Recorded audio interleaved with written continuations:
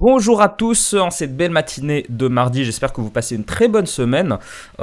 Désolé pour l'état de mes cheveux, je viens à peine de sortir de la douche, j'essaie de faire ça le plus rapidement possible. Alors, la France a enfin un nouveau gouvernement, je vous en ai déjà touché deux mots, touché beaucoup de mots lors de ma vidéo précédente où je vous explique à peu près la différence entre un ministre, un secrétaire d'État, un ministre délégué auprès d'un ministère et ministre auprès du gouvernement, auprès du Premier ministre, etc. J'avais insisté sur une chose, c'est que j'étais assez fier de mes prédictions. C'est qu'en fait, c'était un gouvernement, on aurait pu se retrouver avec un gouvernement un peu plus à droite que ce qu'on a eu. En fait, pas du tout. Pas du tout. Alors, on va aller droit au but. Le parti qui se démarque, entre guillemets, ce sont les Républicains. Puisque les Républicains, c'est le parti, donc les gens me taillent à chaque fois que je dis ça, mais c'est les gens qui sont originaires plus ou moins du gaullisme. Je dis originaire et plus ou moins du gaullisme, ce n'est pas du tout un parti gaulliste aujourd'hui. LR, c'est tout ce que De Gaulle détestait à l'époque, c'est-à-dire l'Union Européenne, le libéralisme à outrance, le néolibéralisme, même si bon, De Gaulle n'a pas vécu assez longtemps pour voir ce que c'était que le néolibéralisme, mais en tout cas, c'est un parti qui vient des partis gaullistes, RPR, UMP, voilà, LR, donc les Républicains. Sauf que, en réalité, c'est des partis qui n'ont rien de gaulliste, c'est des partis qui sont c'est un parti, donc LR, c'est un parti qui, au moment de 2017, a été complètement fracassé. C'est le parti qui a le plus souffert de Macron, du phénomène Macron, qui a foutu un coup de maillet sur la vie politique française. Donc on a eu 30 ans de bipartisme, et ensuite, enfin plus de 30 ans, quasiment 4 bonnes décennies de bipartisme. Et ensuite, Macron, il a débarqué, il a dit non, je fous tout en l'air. Parce que Macron a attiré les modérés, autant du Parti Socialiste que des LR. Les LR, enfin, pour le PS, je pense surtout à des gens comme Stéphane Séjourné, des gars qui étaient et Macron lui-même en fait, parce que Macron c'est un reliquat du hollandisme. Donc les LR ils ont beaucoup souffert et j'ai trouvé que à partir de la dissolution ils avaient quand même pu assez bien tirer leur épingle du jeu parce qu'ils se sont beaucoup démarqués à la fois de l'aile plus nationaliste, enfin plus patriote de Ciotti et l'aile plus néolibéral centriste de Macron. Ils ont dit, nous voilà nos idées, on reste sur nos idées. Par contre, est-ce que j'avais tort ? À moitié. Puisque j'ai toujours eu la conviction que les Républicains, c'était un parti opportuniste, pas dans le sens négatif. Opportuniste, c'est-à-dire qu'il va saisir les opportunités, ils l'avaient dit eux-mêmes. C'était Laurent Wauquiez qui l'avait mis en avant. S'il y a un gouvernement avec des idées qui nous plaisent, on y va. Sauf que, ils ont pesé de tout leur poids au niveau des négociations pour entrer au gouvernement de Michel Barnier, qui est lui-même issu des Républicains, de l'aile la plus européiste, on va dire c'est plutôt l'aile droite. Michel Barnier, le Premier ministre, il est plutôt de l'aile droite des Républicains. On aurait pu s'attendre à ce que ça soit un gouvernement un peu plus à droite, mais en fait les LR, ils ont négocié à fond pendant toutes ces semaines, et toutes leurs négociations ont mené à une seule investiture stratégique, enfin à une seule désignation stratégique, qui est celle de M. Bruno Retailleau à l'intérieur. Alors, Bruno Retailleau, pour ceux qui ne le connaissent pas, alors c'est très difficile de ne pas connaître Bruno Retailleau puisque on a beaucoup entendu parler, on l'a entendu parler à partir de 2017, c'est-à-dire à partir du moment où Macron a été élu au poste à l'Élysée. On a beaucoup entendu Bruno Retailleau parce qu'il incarnait cette aile qui était alternative au macronisme jusqu'à aujourd'hui. Bruno Retailleau, c'est depuis 2014, c'est plus ou moins le patron de la droite en France, le patron officieux de la droite en France. C'est pas le chef des Républicains. Le chef des Républicains, c'était Éric Ciotti d'ailleurs, faut qu'on en parle aussi. On va en parler peut-être dans une prochaine vidéo parce que ça vaut quand même le coup d'œil. On a une conclusion très cocasse à cette histoire. Mais en tout cas, Bruno Retailleau, c'est le chef des Républicains au Sénat. Le Sénat, c'est la chambre haute du Parlement. Chambre haute, c'est en référence aux étages entre les deux chambres.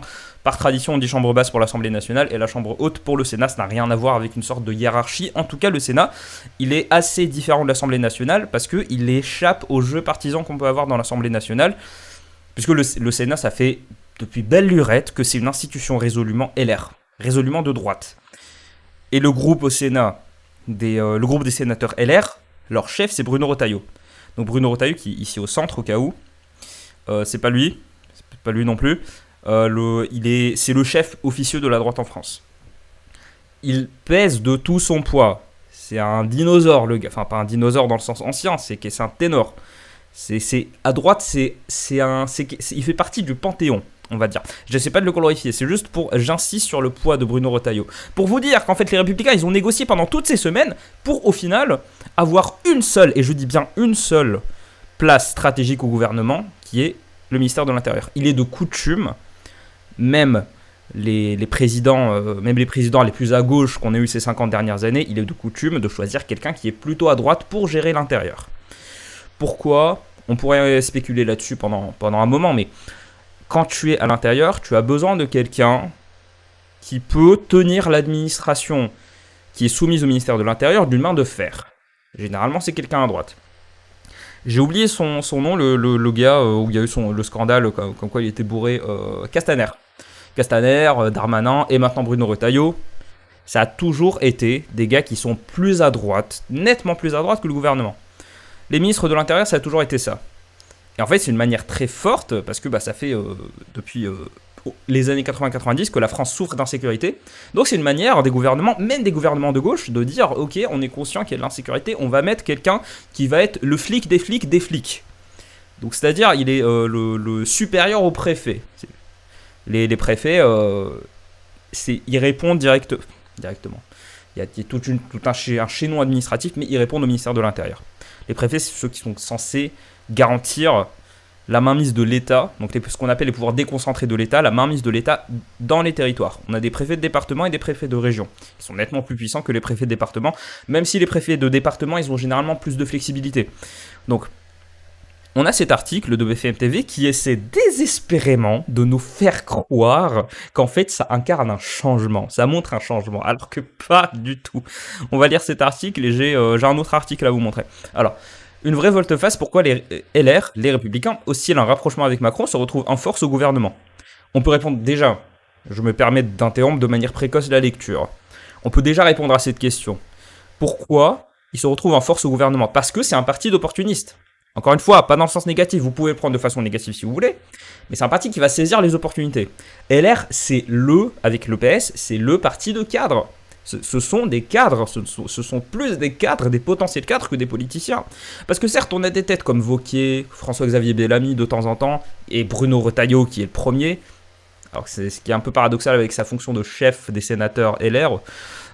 On a des gars qui s'expriment, qui donnent leur avis. D'ailleurs, Bruno Retailleau, on n'arrête pas de l'inviter dans toutes les émissions politiques parce qu'il parle très bien, il a une élocution excellente.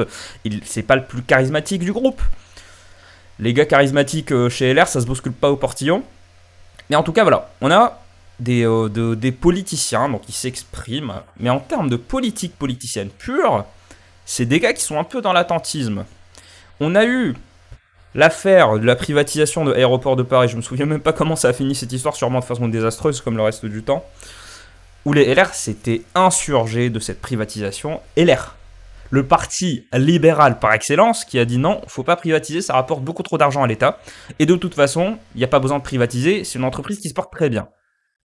Donc, des fois, ils essayaient vraiment de tirer leur épingle du jeu, de s'opposer un petit peu à la politique de Macron, ils réussissaient à le faire, sauf que là, les moments où les Républicains se démarquent sont rarissimes. Ces 20 dernières années, ça se compte sur les doigts de la main.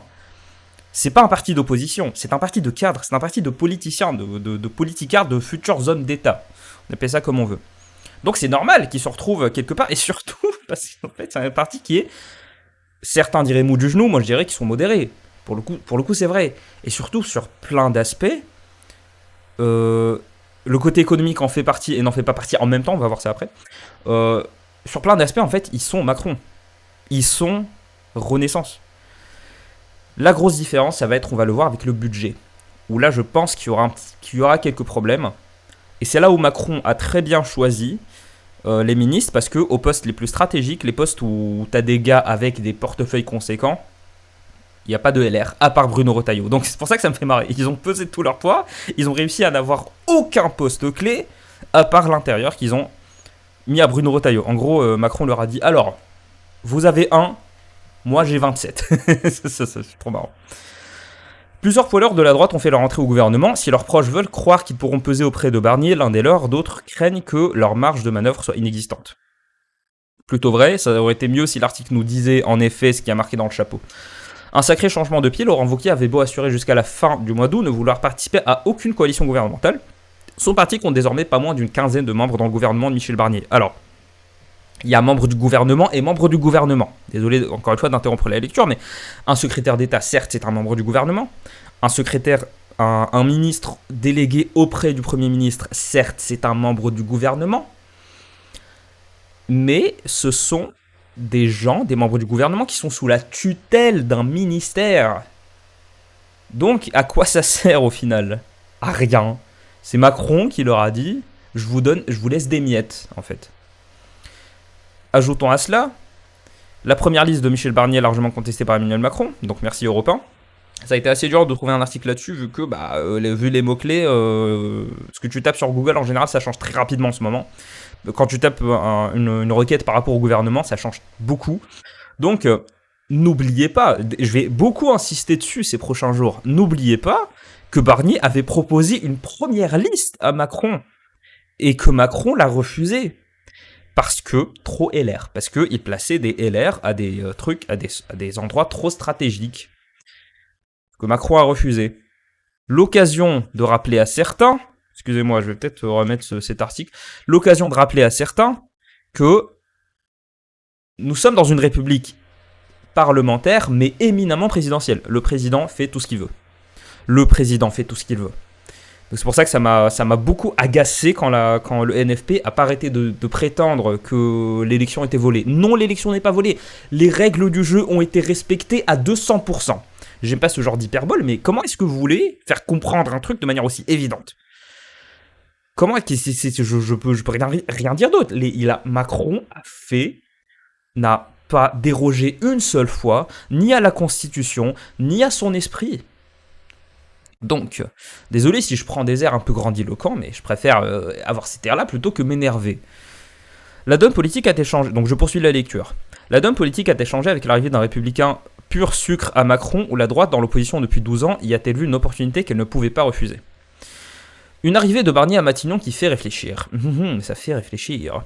Si la droite n'a eu cesse de fermer la porte à toute arrivée au sein du gouvernement depuis 2017, l'arrivée de Michel Barnier, figure appréciée dans son parti, a tout changé. Alors non, surtout pas. Arrêtez de raconter n'importe quoi. La droite n'a pas cessé de fermer la porte à toute arrivée au sein du gouvernement depuis 2017. Arrêtez de raconter n'importe quoi. Parce que quand il parle de la droite, il parle des LR. Mais vous êtes débiles ou quoi? Enfin, vous avez oublié tous les LR qui étaient à LR et qui sont pas passés chez Macron. Je veux bien qu'on essaie de raffermir un peu la ligne, mais franchement, surtout que l'état d'esprit actuel, c'est-à-dire l'état d'esprit des LR, c'est-à-dire on n'aime pas le chef, mais par contre, s'il propose un truc avec lequel on est d'accord au niveau programme, on va le rejoindre. Bref. En seulement ces jours, le nouveau Premier ministre a réussi à convaincre largement son camp de le rejoindre, et tant pis si l'un des piliers du nouveau gouvernement, le ministre de l'Intérieur Bruno Retailleau, a eu longtemps des mots très durs à l'encontre du chef d'État. C'est super vrai. C'est très vrai. La droite n'est pas soluble dans le macronisme, assurait encore en juillet dernier le nouveau locataire de la place Beauvau, place Beauvau, c'est ministère de l'Intérieur, au micro de BFM TV, au second tour de la présidentielle de 2022, celui qui était encore le président des sénateurs LR avait annoncé voter blanc. On ouvre les guillemets, aucune voix pour Marine Le Pen, aucun accord avec Emmanuel Macron, avait résumé Bruno Retailleau. Alors, c'est là où je vais sortir la compilation, petite compilation pour le coup, que je vous ai fait. Le ministère de l'Intérieur, il est censé être comme ça avec le président de la République. Pour Bruno Retailleau, Emmanuel Macron est très égocentrique et déteste la contradiction. Donc ça, c'est une partie d'une interview sur BFM TV. Voilà. Suivant. On a cette vidéo qui est incroyable. On a Bruno Retailleau qui taille Emmanuel Macron pendant 20 minutes. C'est assez glorieux à voir. Il le taille pas comme, je sais pas, comme le frère Bardella ou une Marine Le Pen. Mais il le taille quand même et c'est assez marrant. Ensuite, on a cette vidéo incroyable où Bruno Retailleau se montre plus à gauche que Macron, puisque Bruno Retailleau, dans cette interview, déjà il dit Macron l'illusionniste talentueux. Visiblement, il est suffisamment illusionniste pour te jeter un sort d'illusion toi aussi, et pour que tu tombes dans le panneau. C'est n'importe quoi. Il a dit dans cette vidéo, Macron pense que plus les riches sont riches, plus les pauvres sont riches, alors que c'est faux. Donc, en fait, Bruno Retailleau, c'est pour ça qu'il y a du rouge derrière lui, en fait, il est de gauche. Je vous raconte n'importe quoi, j'ai toujours un peu sommeil. Donc, toi, tu la fermes, on revient à cet article. C'est pour vous dire, c'est vraiment de l'opportunisme pur. Prenez-le de façon négative si vous voulez. C'est juste pour appuyer le fait que LR n'a jamais été un parti d'opposition, Ils n'ont jamais eu vocation à être un parti d'opposition. Ils se sont comportés comme un parti d'opposition à certains moments. Stratégie qui est très largement en train de montrer ses limites, pour pas dire montrer son inexistence en ce moment. Oui, je suis assez critique, mais bon, c'est mon job. Une belle opportunité alors qu'on rame depuis des années. Plus acide, donc je poursuis la lecture, pour ceux qui regardent ça en faisant leur footing. Plus acide, un député LR, un temps pressenti pour le gouvernement, il voit surtout une belle opportunité alors qu'on rame depuis des années, dit-il. On est quand même passé de 185 députés après l'élection de François Hollande en 2012 à 47 aujourd'hui, le tout avec un score de 4,7% à la dernière présidentielle. Alors, j'arrête momentanément la lecture. Vous avez eu 4,7% à la dernière présidentielle pour une raison très simple. Qui vous aviez choisi en tant que candidat, en tant que candidate, pour le coup. Alors, je poursuis la lecture. Pour l'ancien député Pierre-Henri Dumont, c'est le pacte législatif présenté par Laurent Wauquiez et Retailleau depuis juillet qui aurait tout fait basculer. Il aurait été au cœur des discussions avec Michel Barnier. Quand quelqu'un à Matignon met en place notre politique, évidemment qu'on y va. Juste cet ancien porte-parole de Xavier Bertrand. Alors, pour le coup, c'est vrai. Wauquiez a essayé, donc Wauquiez s'est fait pousser la barbe et il a essayé de prétendre faire une espèce de semi-traversée du désert où en fait il s'occuperait plutôt de son rôle à la région. Sauf que il n'a jamais officiellement fermé les portes. J'adore cette citation, on va revenir dessus. Il a été au cœur des discussions avec Michel Barnier. Quand quelqu'un à Matignon met en place notre politique, évidemment qu'on y va. Vous croyez sérieusement que Michel Barnier, après la petite baffe que Macron lui a foutue quand il a présenté sa liste la première fois, vous croyez vraiment que Barnier va faire une politique LR ? Mais si Barnier avait pour idée de présenter une politique LR ou de mettre en place une politique LR, surtout avec le budget qui arrive, vous croyez sincèrement que Macron l'aurait désigné comme Premier ministre ? Non. Si Macron voulait une politique LR, mais il aurait jamais pris Barnier, vous êtes débile. Il aurait laissé Barnier dans un poste prestigieux à l'Union Européenne, mais il aurait pris un Retailleau, un Wauquiez, peut-être même un François-Xavier Bellamy, je sais pas, peut-être même une Valérie Pécresse pour filer la blague sur le long. Mais il aurait jamais pris Michel Barnier. Ça va continuer à être la même chose. Et la liste définitive du gouvernement, donc qui est officielle, qui est officialisée, avec des LR partout, sauf aux postes qui comptent réellement, aux postes où ils seront vraiment au-dessus, ils pourront prendre des décisions avec un portefeuille conséquent, ça montre que non, Macron veut continuer à faire la politique. Mais Macron, en fait, est-ce que vous avez pensé une seule fois au fait que, c'est pour ça que cet article est génial, sarcasme, est-ce que vous avez pensé une seule fois au fait que vous êtes entré au gouvernement, mais vous avez un seul de vos gars qui va prendre des décisions. Les ministres délégués, les ministres auprès du Premier ministre, les ministres machin truc, les secrétaires d'État, ils sont sous la tutelle de ministères qui sont Macron, Modem, UDI, Parti Radical, pas LR du tout. Donc en fait, vous pensez être des patrons, vous êtes des employés. Et surtout là, Retailleau et Barnier, ça ne m'étonnerait pas que ce soit deux hommes entre lesquels il y a des tensions, parce qu'ils représentent quand même deux droites qui sont assez différentes. Bruno Retailleau, je vais pas dire qu'il est plus à droite. En tout cas, il est plus classique LR, alors que Barnier, malgré leur différence d'âge, c'est qu'il est un peu paradoxal, en fait, Barnier, il est plus dans une droite européiste, je vais pas dire plus modérée, c'est pas une question d'être modéré ou de radical, c'est juste deux droites qui sont très différentes. Donc, t'as Barnier qui sera le patron de Retailleau. J'adore cette timeline. Alors, le pacte, bon, là il parle d'immigration, ensuite c'était ça que je voulais montrer. On n'y va pas pour regarder passer les trains. Je juge pourtant un soutien de Michel Barnier, avec en guise d'illustration le fait que Matignon va pouvoir garder la main sur le dossier brûlant des finances publiques. Pour la première fois depuis 1976, le budget est directement rattaché au Premier ministre. Alors, ensuite, le constat peut cependant se discuter, c'est l'ancien député Renaissance Laurent Saint-Martin qui a récupéré le budget sous la houlette d'Antoine Armand, un autre élu macroniste, le tout dans un contexte de forte dégradation des finances publiques. Monsieur Retailleau a d'ailleurs joué ce lundi matin, lors de la passation de pouvoir avec Gérald Darmanin, la carte de l'ordre dans la rue et promis d'avoir le courage de la fermeté sans s'exprimer sur les finances de son ministère. C'est là où c'est intéressant. Je poursuis la lecture, des responsables de syndicats policiers se sont d'ailleurs dit inquiets d'éventuels coups de rabot budgétaires. Évidemment que si tout ce qu'on a mis dans le pacte présenté par Bruno Retailleau et Laurent Wauquiez est jeté à la poubelle, on en tirera les conséquences, avancent les sénateurs LR Marc-Philippe Daubresse qui juge cependant l'hypothèse assez improbable. Alors, pause. Il y a sûrement des gens qui pensent sérieusement que Macron est un libéral, que déjà non, Macron est un néolibéral. Ça n'a pas grand-chose à voir, c'est même pas sur le même plan de l'existence, c'est ces deux mots-là. Il y a des gens qui pensent que Macron est quelqu'un qui va défendre une politique d'austérité. Pas du tout. Du tout. Macron fait partie des présidents qui ont le plus augmenté les dépenses publiques, qui ont le plus augmenté l'intervention de l'État dans l'économie, qui ont le plus élargi la bureaucratie. Macron est un dépensier. Allez voir les graphiques, allez voir à quel point les dépenses de l'État ont augmenté. Même quand c'est pas corrélé à la croissance, les dépenses de l'État, parce que c'est toujours comparé au PIB, les dépenses de l'État ont énormément augmenté. Allez voir les chiffres, vous verrez. Je pense même que ça vaut le coup d'en faire une vidéo pour démonter certaines idées reçues. On parle du budget là, on est en septembre. La première version du budget est déjà censée être déposée et c'est pas le cas. Donc ils vont devoir faire ça le plus rapidement possible. Et vous croyez vraiment qu'avec un président comme Macron, avec des gens dans les ministères les plus stratégiques pour le budget, qui sont pas du tout LR, vous pensez sérieusement que le budget va être sauce LR? Non. Donc faut arrêter de se bercer d'illusions. Donc là, le syndicat de police, ils ont tout à fait raison, ils ont raison dans leur intuition, mais pas dans le résultat. En gros, ils pensent qu'il y aura des rabots budgétaires, c'est-à-dire des coûts budgétaires sur la police. Ça, c'est ce que ferait un président LR. Sauf que Macron est tout sauf un président LR au niveau du budget. Je parle pas nécessairement de l'économie, où là, il peut peut-être... parce qu'il y a d'autres pans de l'économie que les dépenses de l'État. Mais Macron est un énorme dépensier. Alors, il dépense n'importe comment.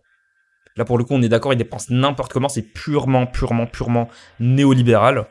C'est-à-dire, on dépense comme si c'était une entreprise, en fait. Comme si la France était une entreprise. Le sens du néolibéralisme au niveau des finances publiques, c'est ça. L'efficacité, le new management, tout ça. Là où il pourrait être d'accord, ça serait de réformer le statut de fonctionnaire pour avoir un statut comme la Suisse. Où en gros, on peut te virer comme dans une entreprise. Là, peut-être qu'ils seraient d'accord. Mais sinon, ils sont à l'opposé. Ils sont vraiment à l'opposé. Alors, avancé, qui juge cependant l'hypothèse assez improbable. Ce serait bien qu'on n'y soit pas allé juste pour se faire plaisir, avoir quelques postes. Il faut qu'on ait un peu de temps pour montrer qu'au gouverner, on sait faire. Soupire un député de droite inquiet d'une motion de censure, qu'une motion de censure fasse tomber le gouvernement à l'automne ou à l'hiver. Pour donner du cœur à l'ouvrage à la droite, Emmanuel Macron a promis de son côté à ce nouveau ministre de les aider à réussir. Alors, cette citation est assez intéressante parce que il est tout à fait... C'est quoi ces pubs? Oh là là là là là là, excusez-moi. Il est tout à fait envisageable qu'il y ait une motion de censure qui soit encouragée par certains députés LR d'ici quelques mois, enfin en tout cas après le budget, donc au moins février-mars, après le budget, il est tout à fait envisageable qu'il y ait des LR qui soient tout à fait d'accord pour censurer le gouvernement, parce qu'ils vont dire on vous a envoyé pour diminuer les dépenses de l'État, vous avez fait que les augmenter, parce que c'est exactement ce qui va se passer. Si Macron est diplomate, et je pense qu'il a parfaitement les moyens de ne pas l'être, ça va vraiment dépendre de ce qu'il veut, il y a moyen qu'il fasse baisser les dépenses, qu'il y ait des coupes par-ci par-là, mais en tout cas ça sera jamais au niveau de ce qu'aurait souhaité un LR par exemple. Michel Barnier est très bon en réseautage, pas en négociation je sais pas, mais il est très bon en réseautage, donc c'est quand même quelqu'un de très influent, et encore une fois il n'est pas sorti de nulle part Barnier, mais ça m'étonnerait vraiment, sérieusement, que les LR soient satisfaits du budget. Donc voilà, je pense qu'on peut s'arrêter là. J'avais juste cet autre article à vous montrer sur le fait que Michel Barnier avait présenté une première liste. Ne l'oubliez pas, il avait présenté une première liste qui a été rejetée par Macron, bien sûr. Donc voilà. Voilà. Dites-moi ce que vous en pensez en commentaire. Quels sont vos pronostics? Est-ce que vous pensez que ce gouvernement va bien se passer? Moi, je pense que les deux éventualités sont aussi probables l'une que l'autre. On peut tout à fait avoir des tensions comme ça par-ci par-là, et en même temps, on peut avoir... Moi, je parierais plus sur la deuxième opportunité, à vrai dire. C'est-à-dire qu'il se ratatine complètement face à Jupiter. Voilà. On se dit à demain pour la prochaine vidéo. Salut!